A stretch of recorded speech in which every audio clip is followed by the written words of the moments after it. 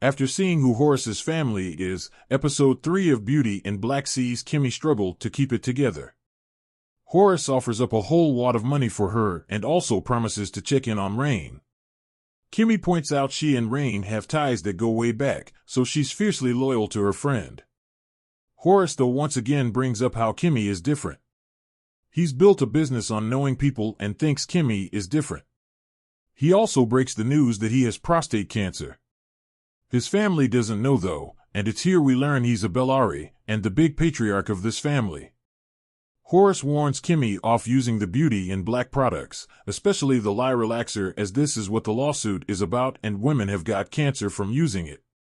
Before Kimmy leaves, Horace points out that Angel stole his watch, so she needs to bring it back as it has sentimental value. She does just that, immediately going to see Angel and demanding he hand it over because this is Jules' father.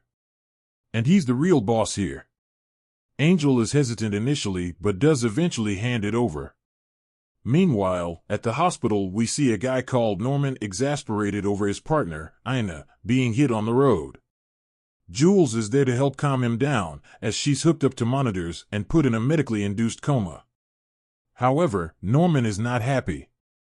He has no idea how she was found in a tow yard, and is on the warpath. Jules rings Mallory to warn her of this, but the latter shrugs it off, claiming he's the head of security for the company, so it's on Jules to keep this contained. The next day, Body and Daga shows up to see Kimmy at the motel. The two decide to send a message and beat her down. They don't hit her face though, but do leave her with some very obvious bruises that are going to show up. Kimmy arrives at the hospital clutching her ribs, desperate for a doctor.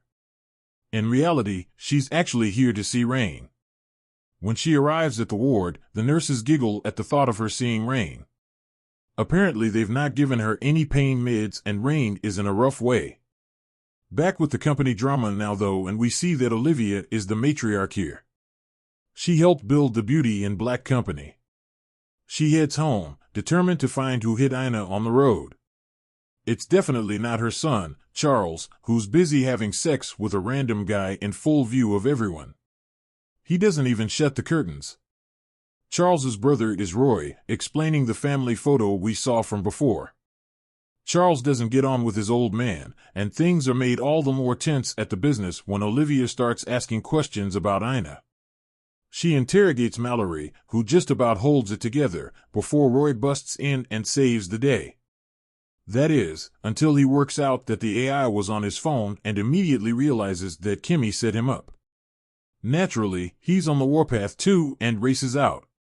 Outside the hospital, after recapping everything we've seen across the first 2 episodes to Rain, Jules shows to pick up Kimmy. He's not happy about her disobeying him and sends a message. He looks set to smash into her in front of an ambulance, but the safety features stop him from doing so. Jules does, however, promise that if she returns to the hospital again it will be in a morgue. Norman continues on the hunt, and that afternoon he finds Ina's shoe on the private road on the way back to the house. At the same time, Roy decides he wants to see Kimmy and mess her up. He agrees to it, but during a board meeting, things go awry when Charles ends up messaging his boyfriend. Horace catches him in the act and chews him out for it. All of this squabbling is papering over the big issue here, and that is this ongoing cancer lawsuit, which looks to be picking up traction. The thing is, if it goes through it could bankrupt the entire family. Then Norman busts in and demands an explanation. Given he found the shoe, he knows one of them ran over Ina and wants to know who. This episode helps to add more depth to the Bellari family, and damn man, that is one messed up family.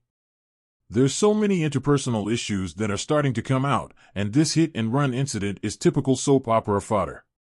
The reveal that they hit Ina, who happened to be randomly jogging in the dark in the woods, without wearing anything high-vis, really sets things up for a dramatic second half to this series. Alongside this though, we also see that Kimmy is completely in over her head and disobeying Jules is likely to come back to bite her. The ending with Roy could well prove that's going to come to fruition sooner rather than later, but then Horace has a soft spot for her too, so that's surely going to play a part. This is one dysfunctional family though, and with this lawsuit picking up too, Beauty in Black is turning into a proper guilty pleasure.